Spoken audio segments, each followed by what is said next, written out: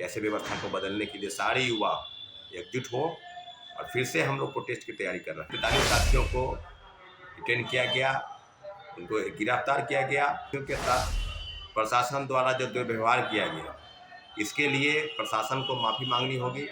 इसके लिए बिहार सरकार को सोचना होगा। कार्यालय के पास आए बैठे हुए थे तो बर्बरतापूर्वक उनके कंधे पर पैर रख के प्रशासन द्वारा, पुलिस द्वारा उनको गिरफ्तार किया। आपने देखा होगा कि 4 जनवरी को जो परीक्षाएं हुई उसमें किस प्रकार की चीज़ें हुई, उसका प्रतिशत जो सफल होने वाले अभ्यर्थी है उनका सबसे ज़्यादा है। जो 13 दिसंबर को परीक्षाएं हुई उससे ज़्यादा। ऐसे व्यवस्था को बदलने के लिए सारे युवा एकजुट हो और फिर से हम लोग प्रोटेस्ट की तैयारी कर रहे हैं। नमस्कार साथियों, जय हिंद। मैं सौरभ कुमार और बीपीएससी आंदोलन पर आपको पूरी अपडेट और जो चीज़ हो रहा है पूरी तरीके से छात्रों अभ्यर्थियों के हक में कोई भी फैसला न राज्य सरकार कर रही है न बीपीएससी कर रही है और लगातार छात्रों के अधिकार का दमन किया जा रहा है। आपने देखा होगा कि 30 तारीख को यानी 30 जनवरी को जो प्रोटेस्ट था गर्दनी बाग से, जो मार्च था शांतिपूर्वक मार्च, वो मार्च आर ब्लॉक होते हुए, वीर चंद्र पटेल मार्ग होते हुए, इनकम टैक्स कोलंबर और फिर बेली रोड होते हुए बीपीएससी कार्यालय के पास गए और लगभग 5000 से 6000 की संख्या में अभ्यर्थी, जो बीपीएससी के अभ्यर्थी थे, छात्र थे, नौजवान थे, युवा, सभी लोग एक साथ एक सुर में कि बीपीएससी की गलत नीतियों पर सरकार को जवाब देना है। और सरकार को जवाब क्यों देना है? इसलिए क्योंकि सरकार का ये जिम्मेवारी बनता है, सरकार की जिम्मेवारी है कि छात्रों अभ्यर्थियों की आवाज़ को दबाने का प्रयास लाठी के दम पर प्रशासन द्वारा, बीपीएससी द्वारा और लगातार जो गतिविधि है वो सबके सामने है। और बहुत ही दुखद है कि हमारे 42 से 43 साथियों को डिटेन किया गया, उनको गिरफ्तार किया गया। और कल जिस प्रकार से कई वीडियो फुटेज सामने आ रहे हैं, कई अखबारों के पन्नों पर ये छपा है, देखा जा रहा है कि शिक्षकों के साथ, अभ्यर्थियों के साथ प्रशासन द्वारा जो दुर्व्यवहार किया गया, इसके लिए प्रशासन को माफ़ी मांगनी होगी।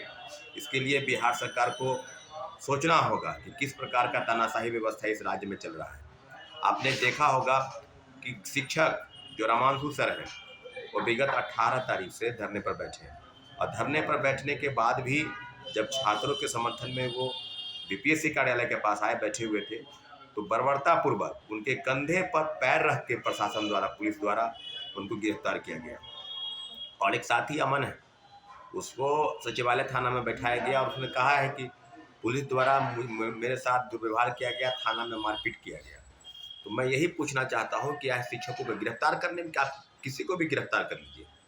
अगर शांतिपूर्वक आंदोलन चल रहा है और आपको गिरफ्तार करना है क्योंकि नियम के खिलाफ है, आंदोलन तो नियम के खिलाफ है, क्योंकि आवाज़ आपको नहीं उठाना है। बीपीएससी जो कह रही है कि गलत नीतियों तो खुद बीपीएससी की है। सामान्यकरण लागू करने का प्रयास चल रहा था, लगातार रिजल्ट का प्रकाशन किया गया, एक परीक्षा 2 पाली में आयोजित कराकर और कह रहे हैं कि सामान्यकरण लागू नहीं होगा। आपने देखा होगा कि 4 जनवरी को जो परीक्षाएं हुई उसमें किस प्रकार की चीज़ें हुई, उसका प्रतिशत जो सफल होने वाले अभ्यर्थी है उनका सबसे ज़्यादा है। जो 13 दिसंबर को परीक्षाएं हुई उससे ज़्यादा। तो इस बात को आप साबित कीजिए। साबित तो आप नहीं कर पाए, कोर्ट में याचिका है और प्रदर्शन, एक बार आंदोलन में एक बार नहीं 4-4 बार लाठीचार्ज हुआ है। हाँ, ये बात सही है कि 30 तारीख को लाठीचार्ज नहीं हुआ, लेकिन हमारे 43 साथियों को जो गिरफ्तार किया गया और शिक्षकों के साथ जो दुर्व्यवहार किया गया, इसके लिए कौन सा दोषी है? अगर कुछ गलत है तो फिर गिरफ्तार कीजिए ना, आप सबूत इकट्ठा कीजिए, गिरफ्तार कीजिए, आप जेल भेजिए। 3 लोगों को जेल भेजा गया है उसमें और सभी लोगों को छोड़ा गया, कोतवाली थाने से, सचिवालय थाने से, गर्दनी बाग से और शास्त्री नगर थाने से। और जो चीज़ सामने आ रही है उसमें कितनी दुर्भाग्यपूर्ण है कि रामांशु सर के साथ इस तरह का दुर्व्यवहार हुआ है, साथ ही अमन को थाने में मारपीट किया गया। इसके लिए कौन दोषी है? क्या उस पर कार्रवाई नहीं होनी चाहिए थी? अभी तक जो लाठीचार्ज, इस प्रदेश में लाठीचार्ज की सरकार है और कह रहे हैं कि समाजवाद का जो चल रहा है, कौन सा समाजवाद चल रहा है भाई? एक तरफ जहां आरजेडी की सरकार कहती है वहां अपने दोनों बेटों और बेटियों को सेट करने में लगे हैं, कोई उप मुख्यमंत्री, कोई मंत्री, कोई सांसद, कोई विधायक।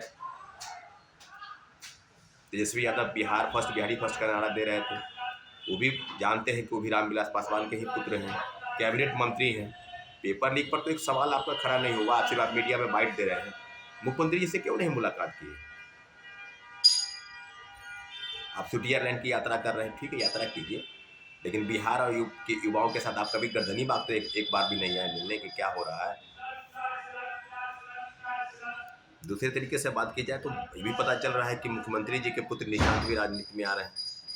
तो ये कौन सा समाजवाद है? युवा, निर्धन, किसान, गरीब और मजदूर के बच्चे अपने हक और हक की लड़ाई के लिए जो है सड़क पर उतरे, प्रदर्शन करे, गिरफ्तार हो, जेल जाएं, फिर आपसे ही माफी मांगे,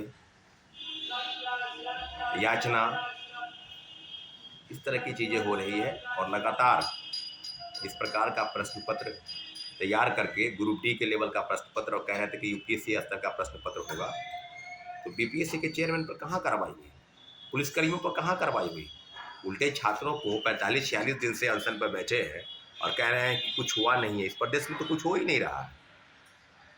छात्रों और अभ्यर्थियों के सिर्फ बीपीएससी का सवाल नहीं है, सवाल लगभग सभी परीक्षाओं का है। कोई परीक्षा बाकी नहीं है जहाँ पेपर लीक नहीं हुआ है, जहाँ धांधली सेटिंग नहीं हो रहा। सिपाही हो, दरोगा हो, इन्फोर्समेंट हो, सचिवालय सहायक हो, किसी भी परीक्षा में पारदर्शिता नाम की कोई चीज़ नहीं रह गई है। और लगातार युवाओं से आह्वान किया जा रहा है कि अपने हक के लिए आप सड़क पर उतरिए, आंदोलन करें, प्रोटेस्ट करें, जो भी करना हो लोकतांत्रिक तरीके से करें। फिर ही अंतोगत्वा सरकार नहीं सुनी तब हम लोग को कोर्ट में याचिका दायर करना। और कोर्ट की याचिका की भी ऐसी है कि लगातार तारीख पर तारीख मिल रहा है। इस मामले को जल्दी सुलझाना जरूरी था, उसको उस पर तारीख मिल रहा है। खैर, कोर्ट की याचिका में भी दायर है तो उसमें सुनवाई होगी ही, 4 को हो, 5 को हो, 7 को हो, लेकिन सुनवाई होनी है।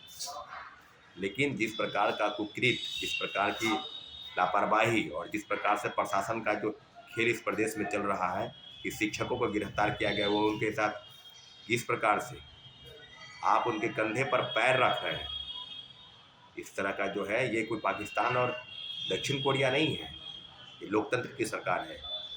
चुने हुए वोट से आप सरकार बनाते हैं और इस प्रकार का दुर्व्यवहार आप कर रहे हैं, पूरा देश देख रहा है। शर्म आनी चाहिए आपको ऐसी व्यवस्था को। इसलिए आग्रह है कि ऐसे व्यवस्था को बदलने के लिए सारे युवा एकजुट हो और फिर से हम लोग प्रोटेस्ट की तैयारी कर रहे हैं। धन्यवाद। जय हिंद।